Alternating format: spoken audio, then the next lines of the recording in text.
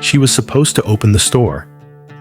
But 3 hours after our scheduled opening, the place was dark, locked, silent. The air outside was humid, thick with irritation and confusion from customers knocking on the glass, looking through the tinted windows. My phone buzzed with 22 notifications, Facebook messages, comments, angry emojis, confused employees standing outside, texting me, calling me, and Peggy was nowhere. I own a vape shop, a small business, 12 employees. Every shift matters. Every morning counts. Peggy had just been promoted to manager. After 2 solid years of being our most reliable cashier, dependable, sharp, respectful, I believed she could step up. She earned it. She deserved it. At least that's what I told myself. So when I woke up late that morning, because I wasn't scheduled to open, and saw the chaos on my phone, my stomach dropped. I grabbed my keys, skipped breakfast, and rushed to the shop. When I got there, customers had already given up and walked away. 2 of my employees were still waiting outside, unsure what to do. One of them said, "We tried calling her. Nothing." I called Peggy. No answer. I texted. Nothing. I unlocked the door, flipped the sign to open, powered up the register, and started cleaning up the mess. As I rang up a walk-in customer, I kept glancing at my phone, hoping for a buzz. A message. Some kind of explanation. Instead, Peggy called me an hour before her shift was supposed to end. "Are you okay?" I asked. She told me, calmly, like this wasn't a big deal, that she needed to take a mental health day. A mental health day. No notice, no text, no call, just a complete disappearance. I asked why she didn't reach out, why she didn't say anything when she knew she couldn't come in. Her answer? I didn't have enough spoons in my drawer for that. I was silent. I didn't even know what that meant. Spoons. Drawer. Later, I'd learn about spoon theory, a metaphor used by people with chronic illnesses or mental health struggles to describe limited energy. You start the day with a certain number of spoons, and each task takes one. Some days, you wake up with only a few, and even small things feel impossible.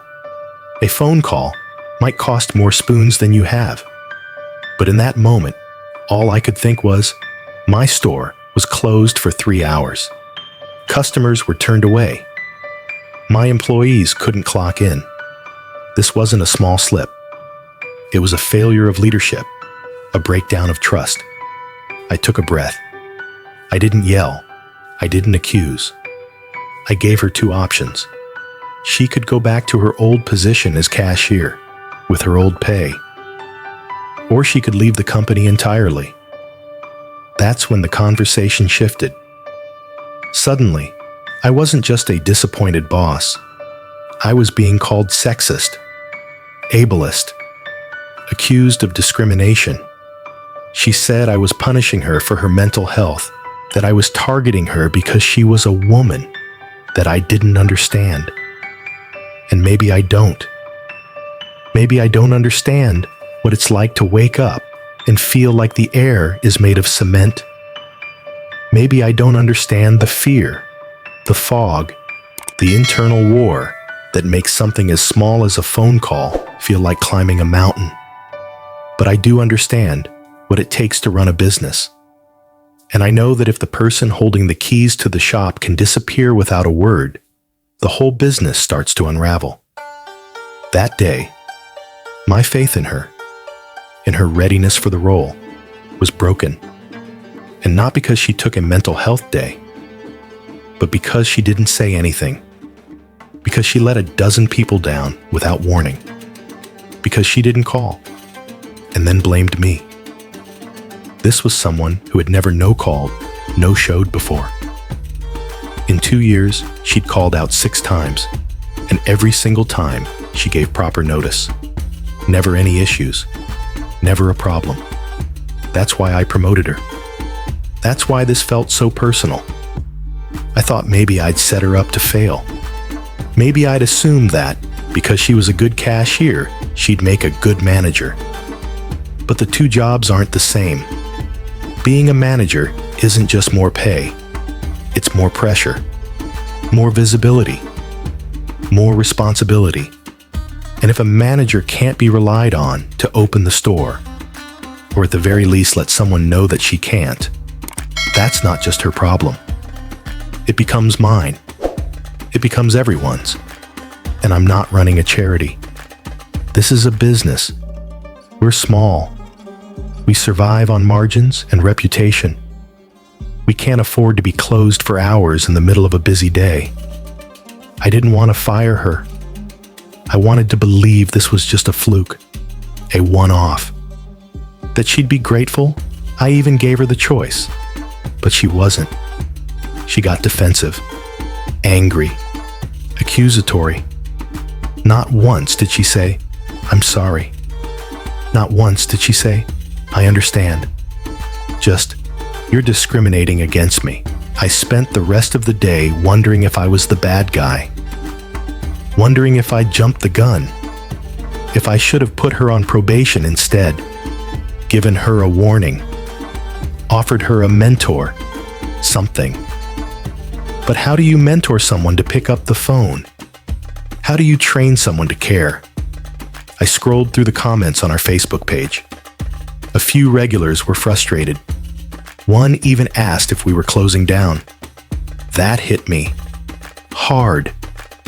A single morning off the rails, and our reputation took a hit. Not just with customers, but with the team.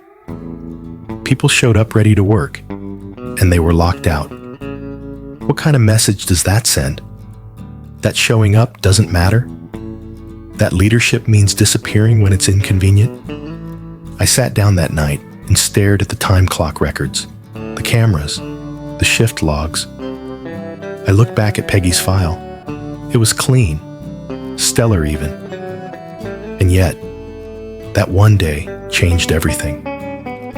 I don't hate her. I'm not angry at her. But I don't trust her anymore. And that's not something you can put back once it's gone. So, Reddit, am I the asshole? This one hits deep. Not because it's black and white, but because it's so human. You have a young employee, 2 years of solid work, loyal, consistent, trustworthy. And then, in one moment, one missed call, it all cracks. This story isn't just about a no-show. It's about the invisible weight so many people carry. Mental illness isn't always loud. Sometimes it looks like silence, like unread messages, like a phone that stays dark when it should have lit up. But responsibility doesn't vanish just because someone's struggling. And being vulnerable doesn't mean being exempt from consequences. What's heartbreaking is that this could have gone differently. If Peggy had just sent a text. If she'd said, "I'm not okay, I can't come in." If she'd called in a favor, reached out, trusted her boss to understand. Instead, she didn't speak. And then she shouted. Maybe that's what pain does. Maybe when we feel cornered, we claw, we lash out. We try to make our mess someone else's fault. But here's the truth. Compassion and accountability have to coexist. You can hold space for someone's struggle without sacrificing your business. You can lead with empathy and still have boundaries.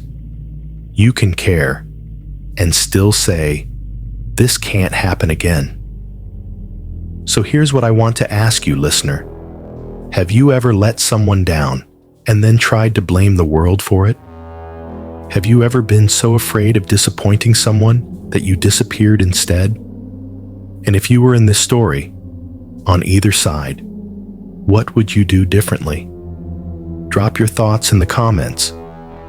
Tell us, was the boss too harsh? Was Peggy crying for help or avoiding responsibility?